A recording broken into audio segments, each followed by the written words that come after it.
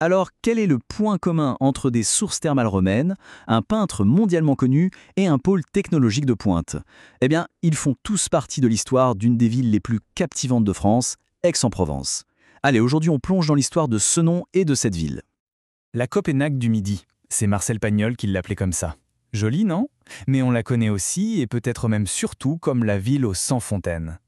Alors d'où viennent ces surnoms si poétiques? Eh bien la réponse, elle est simple, et elle se trouve littéralement sous nos pieds, dans l'eau.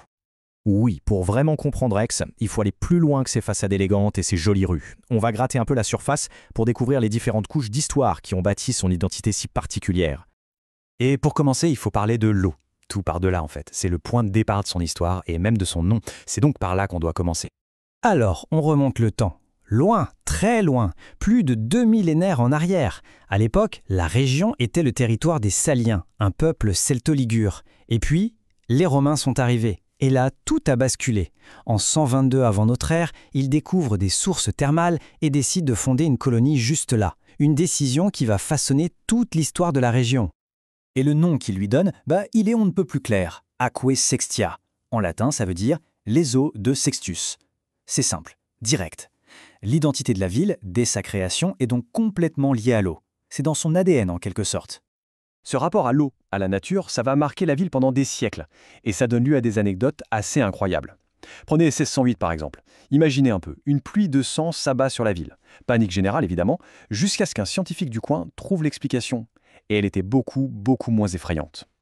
Ok, donc Aix commence comme une ville d'eau romaine. Mais attention, son histoire ne s'arrête pas là, loin de là. Au fil du temps, elle va prendre une toute autre dimension pour devenir rien de moins que le cœur politique et culturel de toute la Provence.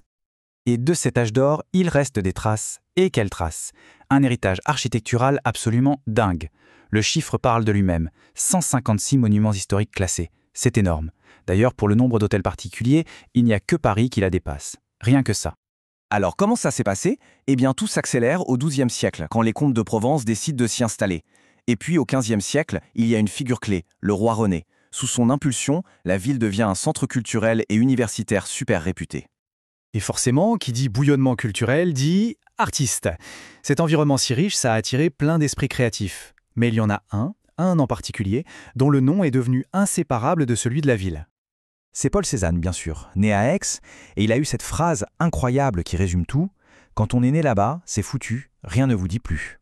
C'est fort, hein? Ça dit tout de son attachement, de ce lien presque viscéral avec sa ville.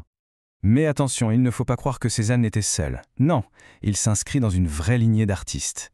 Il y a son ami d'enfance, Émile Zola évidemment, mais aussi des compositeurs, d'autres peintres, bref, tout un monde attiré par cette lumière si particulière d'Aix, cette atmosphère qu'on ne trouve nulle part ailleurs. Bon, on a les Romains et l'eau. On a la capitale médiévale. Et on a l'âme artistique. La question maintenant, c'est comment tout ça se mélange pour donner la ville d'Aix d'aujourd'hui? Alors, l'Aix du XXIe siècle, ça ressemble à quoi? C'est un centre économique qui bouge beaucoup. L'économie est tirée par les services, l'administration, tout ce qu'on voit ici. Mais il y a aussi, et c'est super important, un secteur tech en plein boom qui prépare vraiment l'avenir de la ville. Et puis il y a l'université. N'oublions pas l'université. Fondée il y a plus de 600 ans, elle est toujours un pilier de la ville. C'est ce qui en fait une des plus grandes villes étudiantes de France et ça lui donne une énergie folle.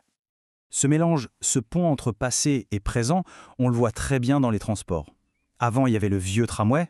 Aujourd'hui, il y a l'A Express, un réseau de bus ultra-moderne qui relie tous les nouveaux quartiers. C'est la parfaite illustration de cette évolution.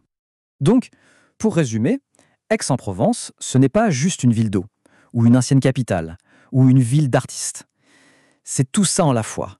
C'est vraiment la synthèse vivante de toutes ces identités qui se sont superposées au fil des siècles. Et ça nous amène à une dernière réflexion.